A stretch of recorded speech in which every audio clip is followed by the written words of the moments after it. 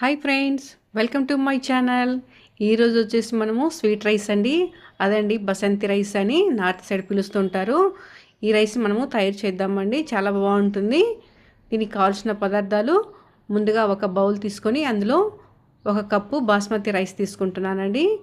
ఈ rice basmati rice తోటి చాలా టేస్ట్గా ఉంటుందండి. ఇందులో వాటర్ పోసేసి 2 సార్లు కడిగేసి మరికొన్ని వాటర్ పోసి పక్కన పెట్టేసుకుందామండి. అంటే ఒక 10-20 మినిట్స్ అలాగా నానుతాయి. ఇవిగోండి 15-20 మినిట్స్ నానిన బియ్యము, చిన్నగా కట్ చేసినటువంటి నట్స్ అండి. అంటే బాదాము, జీడిపప్పు, ఎండు కొబ్బరి, కిస్మిస్ మరియు చెక్క, లవంగా, ఇలాచి అండి, పంచదార, ఘీ, ఫుడ్ కలర్ అండి. స్టవ్ అంటించేసి కుక్కర్ పెట్టేశానండి. ఇందులో 2 టేబుల్ స్పూన్లమైన ఘీ తీసుకున్నాను. ఇందులో ముందుగా కట్ చేసి పెట్టినటువంటి ఎండు కొబ్బరి ఉంది కదండి, అది కొంచెం లైట్గా వేగే వరకు వేయించి ఇందులోనే జీడిపప్పు మరియు బాదం పప్పు కూడా వేసేసి ఒక 2-3 మినిట్స్ మనకు వేగనివ్వాలండి. అంటే లైట్గా కొంచెం గోల్డెన్ కలర్ రావాలి. ఇదిగోండి కొంచెం లైట్గా వేగాయి కదా, ఇప్పుడు కిస్మిస్ యాడ్ చేస్తున్నాను. ఇవి కూడా ఒక 1 మినిట్ అలాగా మనము వేగనిద్దామండి. వేగిపోయాయి కదండి, పక్కన పెట్టేసుకుందాము.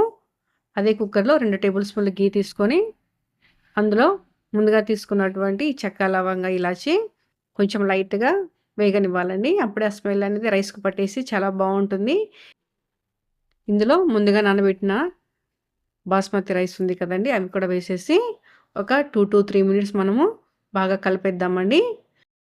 మరి ఎక్కువగా కలపొద్దండి, ఎందుకంటే బాస్మతి రైస్ కాస్త త్వరగా ఇరిగిపోతాయండి. అందుకనేసి కాస్త లైట్గా కలుపుకోవాలి.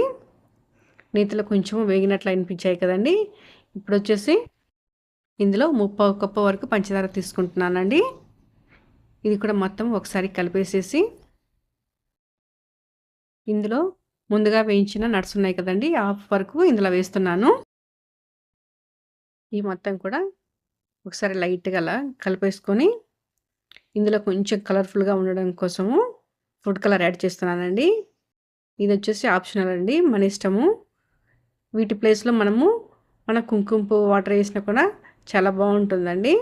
కాకపోతే నేను ఫుడ్ కలర్ యూజ్ చేస్తున్నాను, జస్ట్ కలర్ కోసం మాత్రమే. ఇదిగోండి ఇలా మొత్తము ఒకసారి కలిపేసుకున్నాం కదా. ఇప్పుడు 1.5 కప్ వరకు వాటర్ తీసుకున్నానండి. పించ్ ఆఫ్ సాల్ట్ వేసేసి మొత్తము ఒకసారి బాగా కలిపేసేసి ఇక కుక్కర్ మూత పెట్టేద్దామండి. మనము ఒక 2 విజిల్స్ వచ్చే వరకు వెయిట్ చేద్దాము.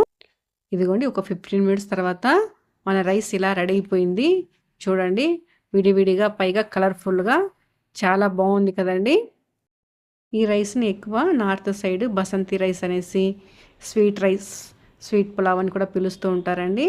వాళ్ళు ఇంకా కొంచెం మసాలా అంటే మన స్టార్ పువ్వు అలాంటివి కూడా వేసేసి కుక్ చేస్తారు. ఆ స్మెల్ కూడా చాలా బాగుంటుంది. ఇదిగోండి బౌల్లో సర్వ్ చేశాను. పైన ఒక స్పూన్ నెయ్యి తోటి వేసేసి తింటే సూపర్గా ఉంటుందండి. మీకు నా ఈ వీడియో నచ్చినట్లయితే లైక్ చేసి, షేర్ చేసి, సబ్స్క్రైబ్ చేయండి. Thank you.